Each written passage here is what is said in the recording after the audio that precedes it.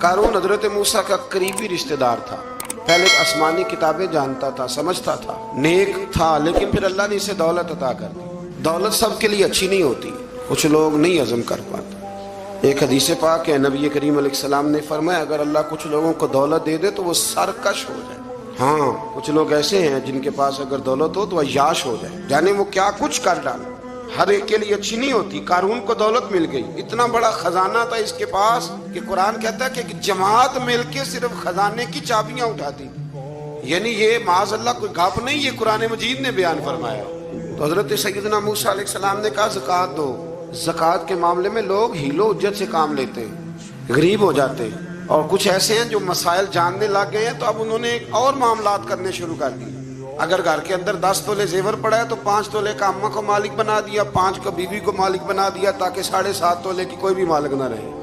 گنجائشیں نکالتے، زکوٰۃ سے بچتے، اللہ تبارک و تعالیٰ معاف کرے بہانے بازی کرتے۔ اس کو کہا زکوٰۃ دو تو کہنے لگا آپ کی تو میرے مال پہ نظر ہے۔ آپ نے فرمایا تو بڑا بیوقوف ہے، مال تجھے اللہ نے دیا ہے نا، تو اللہ کے رستے میں دے، یہ کام ذرا مشکل ہے۔ جب اس کو بار بار کہا تو اس نے نہ بجائے اس کے کہ وہ مال دیتا، اس نے حضرت موسیٰ پہ الزام لگا دیا، ایک عورت کو تیار کر کے لایا۔ یہ الزاموں والا کیس سنتے آ رہے ہیں آپ کہاں تک؟ حضرت یوسف پہ بھی لگا، جناب مریم پہ بھی لگا، حضرت سیدنا موسیٰ کلیم پہ بھی لگا، اور حضرت عیسیٰ پہ بھی سارے ہوئے نا الزامات۔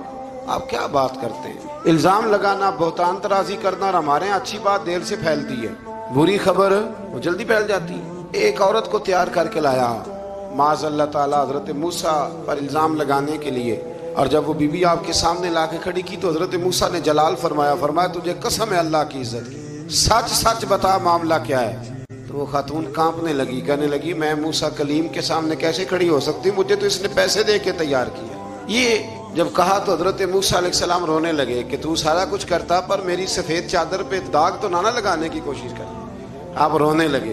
آپ یقین کریں لوگ تکلیف دیتے ہیں، بعضوں کا ایسی بات کرتے ہیں جس کا کوئی وجود نہیں ہوتا، اور آپ کو نہ کردہ گناہ کی سوال کا جواب دینا پڑ جائے کتنی مشکل ہوتی ہے۔ یعنی جو کام آپ نے کیا نہیں، اگر اس کام سے سوال پوچھا جائے تو کتنا مشکل اور کٹھن مرحلہ ہوتا ہے۔ تو یہ کچھ لوگ کر دیتے ہیں لیکن وہ سمجھتے نہیں، کہتے ہیں آپ حوصلہ کریں، آپ درویش ہیں۔ حضرت موسیٰ سے بڑا درویش کون ہوگا؟ کلیم تھے نا اللہ کے، بڑا جگرا ہے نا، لیکن رو پڑے، کہنے لگے تجھے ایسا نہیں کرنا چاہیے، کہنے لگے اللہ اب اسے سزا دے۔ تو رب کریم نے اس کے سارے ساز و سامان سمیت اسے زمین میں دھنسا دیا، وہ زمین میں غرق ہو گیا اپنے خزانے سمیت۔